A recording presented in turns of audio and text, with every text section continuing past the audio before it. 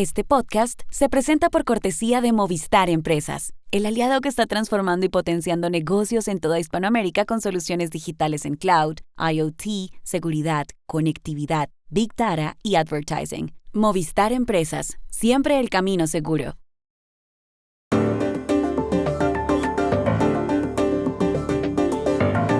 Ayer se cumplieron 1000 días de la invasión rusa a Ucrania. ¿Cómo es la vida en ese país a donde llueven misiles? Trump anunció ayer que nominará como secretario de Comercio a Howard Lutnick. ¿Qué pasará con la economía si él sube los aranceles? El golpe más demoledor de Rafael Nadal, que ayer jugó su último torneo, la Copa Davis en Málaga, fue el drive con top spin. ¿Cómo era? Hola, bienvenidos a Y esto no es todo, el podcast del Georgetown Americas Institute de la Universidad de Georgetown en Washington, D.C. Soy Juan Carlos Iragorri, desde Madrid. Soy Paz Rodríguez Niel, desde Buenos Aires. Soy Jorge Espinosa y estoy en Bogotá. Es miércoles 20 de noviembre y esto es todo lo que usted debería saber hoy.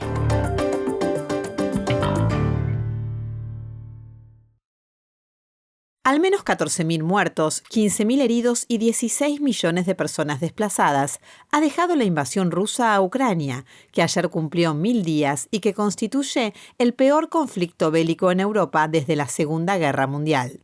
Todo empezó el 24 de febrero de 2022, cuando el presidente ruso Vladimir Putin dijo por televisión que los habitantes del Donbass, la zona suroriental de Ucrania, compuesta por las regiones de Donetsk y Lugansk, le habían pedido ayuda, por lo cual él había ordenado una operación especial.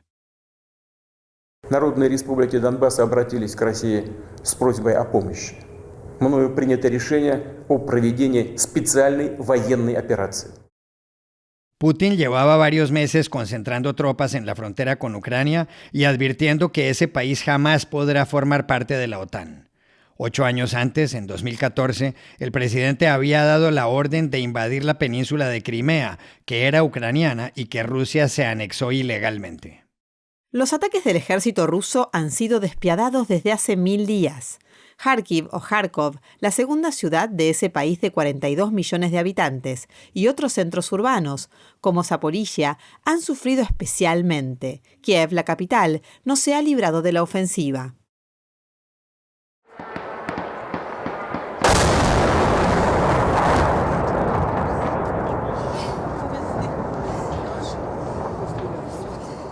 Це ПВО збиває, бачите, не можуть їх збити, ці дрони.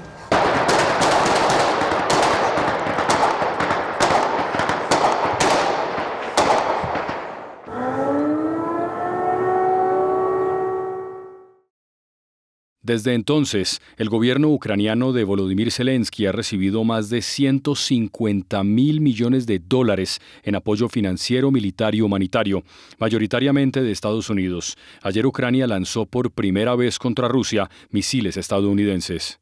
1000 días después del comienzo de la invasión, ¿cómo es vivir en Ucrania?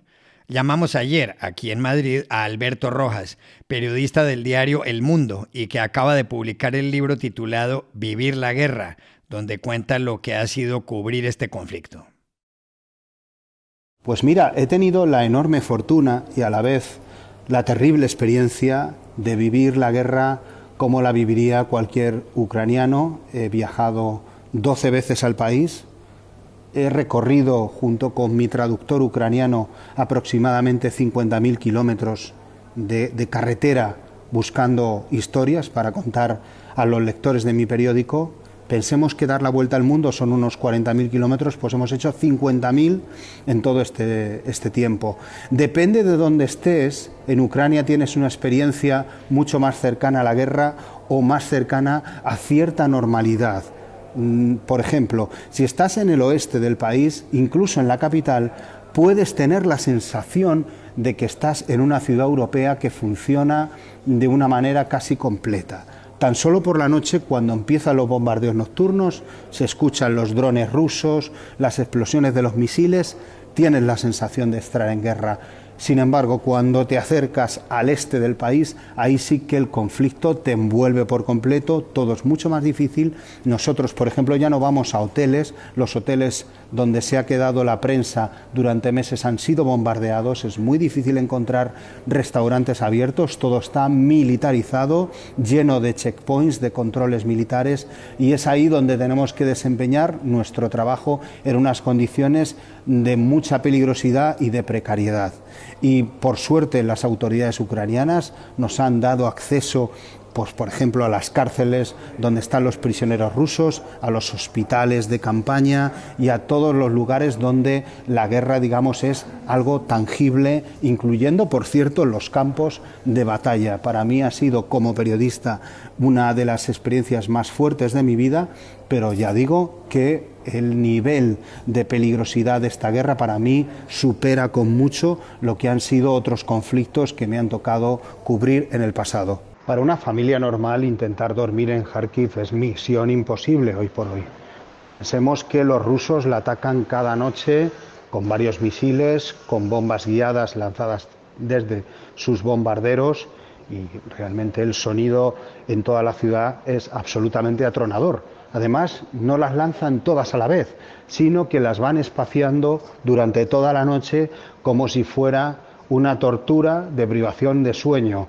Ya muy poca gente baja a los refugios porque las personas se han acostumbrado a convivir con ese sonido y ese estremecimiento del suelo cada vez que cae una bomba de 3 toneladas o uno de los misiles S-300, que son misiles antiaéreos, pero que Rusia usa para bombardear las ciudades que están muy cerca de su frontera.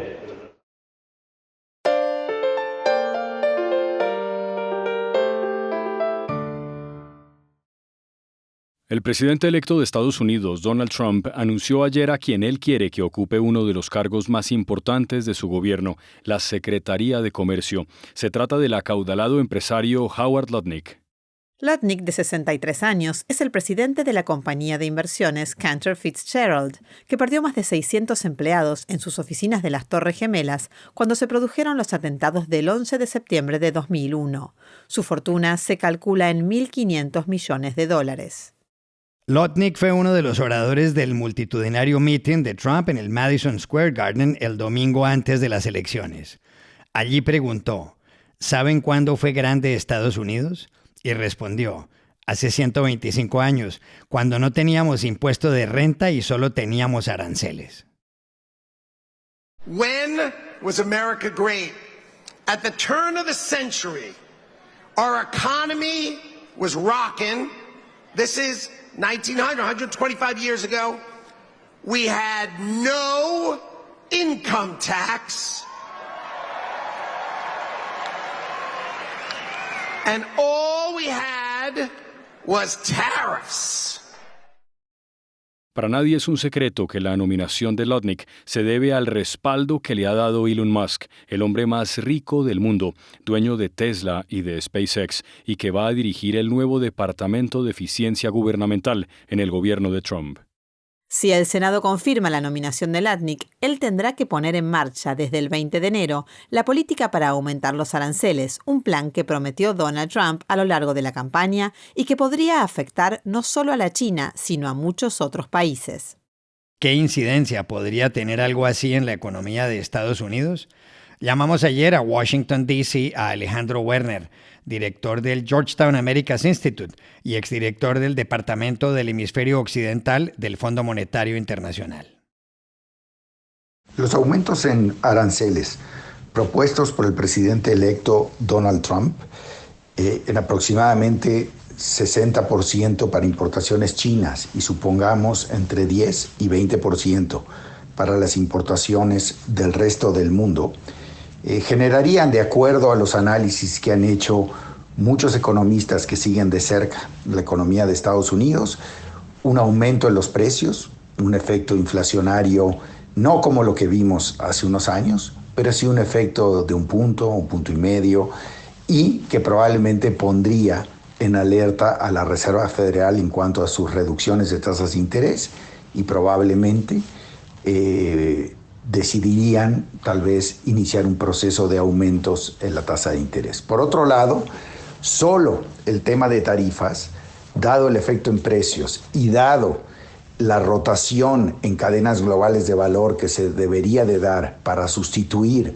parte de estas importaciones, podría generar una desaceleración de la economía de Estados Unidos. Sin embargo, muchos analistas también anticipan que se podría dar en el gobierno de Trump durante su primer año una reducción de impuestos y un proceso de desregulación muy fuerte en la economía, lo cual compensaría los efectos sobre el crecimiento económico y no tendrían un impacto en el corto plazo tan importante sobre el crecimiento. Claramente, esto también ignora la reacción del resto de las economías del mundo con respecto a ese aumento de tarifas. China podría tomar medidas proteccionistas con respecto a las importaciones de Estados Unidos, la inversión de Estados Unidos en China y también temas tecnológicos, lo mismo que la Unión Europea. Y esto podría generar una escalada de tarifas, que eso sí, una escalada de aranceles, que eso sí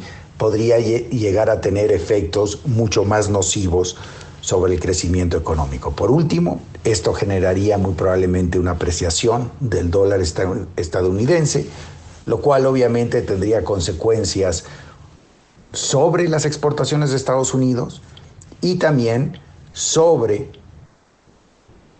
los procesos inflacionarios en el resto del mundo que verían depreciaciones de sus monedas. Entonces, esta es una política que probablemente se vaya a dar tal vez de una manera un poco más gradual de lo que se ha discutido, pero que también va a venir de la mano de políticas positivas para el crecimiento económico en el corto plazo, por lo cual los mercados hasta ahora han interpretado que el primer año de la presidencia de Trump será un buen año para la economía de Estados Unidos.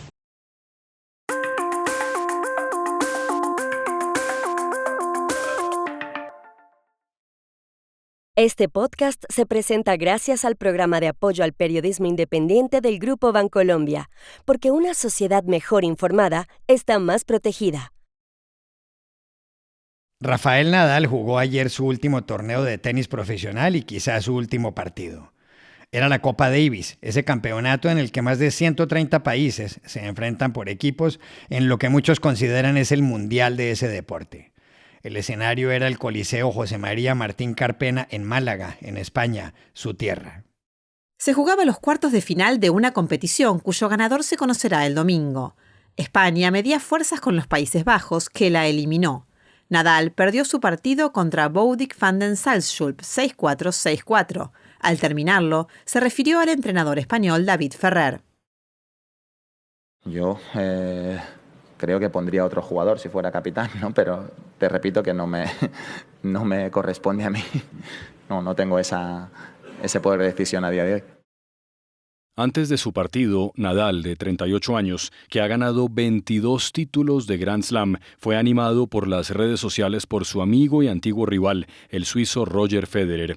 La expectativa era inmensa en el Coliseo malagueño, que despidió por todo lo alto a un deportista incomparable. La brillantez de la carrera tenística de Nadal, en la que tuvo que ver su tío y entrenador, Tony Nadal, se debió en gran parte a su drive con topspin. ¿Cuál fue el secreto? Se lo preguntamos ayer en Bogotá al periodista deportivo de RCN Radio y de ESPN, Antonio Casale. Cita el diario El País, con estudios en mano, que el topspin, o el golpe con efecto, el curvado, como se le llama en distintas partes del mundo, de la derecha de Rafa Nadal alcanzaba las 5.000 revoluciones por minuto. Esto es mucho más que las que alcanzaba la derecha de Roger Federer, que era más plana por definición, o la de Sampras, que era más plana por definición, o la de Agassi, que tenía un poco más de efecto. Pero es que ahí radica la grandeza de Rafa Nadal, que entre otras es diestro por naturaleza. El tío Tony lo convirtió en zurdo para que pudiera tener más éxito frente a sus rivales, dado que el tío Tony, que no era ni mucho menos profesor de tenis profesional, consideraba que si casi todos los jugadores son diestros, si su sobrino llegase a ser zurdo jugando, pues tendría una mayor ventaja, porque podría jugar con mayor facilidad sobre el revés de los contrarios. Y si a eso le añadía topspin o curvado o revoluciones por minuto, pues iba a hacer que esa pelota rebotara con muchísimo peso sobre el revés de sus rivales, dificultándoles la vida. Pues bien, esa ocurrencia que tuvo el tío Tony, más la disciplina que imprimió en su sobrino, más el amor por el deporte, hicieron de Rafa Nadal al tenista que conocimos. Un tenista con una técnica poco ortodoxa, pero muy efectiva, que jugó con una raqueta de 100 pulgadas casi toda su vida, con una cabeza un poco más ancha, precisamente para aprovechar un poco más este liftado o este efecto curvo, que trabajó con un marco también un poco más ancho para poder controlar la pelota a través del topspin y no a través de la potencia natural que podía imprimir el cuerpo del tenista. Pero esto había que potenciarlo con un físico envidiable, y ahí trabajó Rafa Nadal más que los demás. El juego de piernas es fundamental para pegarle a la pelota de abajo hacia arriba, y eso es lo que busca este efecto, y para eso se necesita un juego de piernas, pues la verdad, por encima del promedio, y fue lo que siempre tuvo Rafa Nadal, esa capacidad atlética para invertirse con su derecha, para hacer que la pelota levantara al otro lado de la cancha, precisamente con ese topspin, y sobre todo en el polvo de ladrillo, superficie que privilegia que el topspin levante más la bola. Esto que hace que los rivales golpeen normalmente por encima del hombro o a la altura del hombro, lo cual les hace perder el control. Si a esto le adiciona la potencia que le imprimía Rafael Nadal, pues nos entrega un 14 veces campeón de Roland Garros. Y estas son otras cosas que usted también debería saber hoy. Una nueva audiencia se celebró ayer en Aviñón, en el sur de Francia, en el proceso contra Dominique Pelicot, que durante una década drogó a su mujer Giselle para luego invitar a medio centenar de hombres a que la violaran mientras él los filmaba. Muchos de ellos también se sientan en el banquillo de los acusados. Pelicot afirmó que jamás tocó a su hija Caroline ni a sus nietos. La sentencia debe dictarse antes del 20 de diciembre. La cumbre del G20, organización que reúne a las principales economías del mundo, fue clausurada ayer en Río de Janeiro por el presidente del Brasil, Lula da Silva, que logró que 82 países aprobaran la Alianza Global contra el hambre y la pobreza. Asistieron líderes importantes como los presidentes de Estados Unidos y China, Joe Biden y Xi Jinping. La declaración final contiene, claro, una larga lista de buenas intenciones. La compañía SpaceX del multimillonario Elon Musk debió abortar ayer la sexta misión de su megacohete Starship. El propósito era lograr que el aparato aterrizara nuevamente en su plataforma de lanzamiento, ayudado por unos brazos mecánicos. Pero a los 4 minutos una falla obligó a que la nave amarizara en el Golfo de México. Musk presenciaba en Texas la operación junto al presidente electo de Estados Unidos, Donald Trump. Y aquí termina Y esto no es todo, donde siempre habrá más. En la producción estuvo John F. Burnett. Y pueden suscribirse a este podcast en nuestro sitio web yestonoestodo.georgetown.edu, seguirnos en nuestras cuentas de X y de Instagram, @yestonoestodo, y buscarnos en nuestro canal de YouTube. Gracias por oírnos. Chao. Hasta la próxima.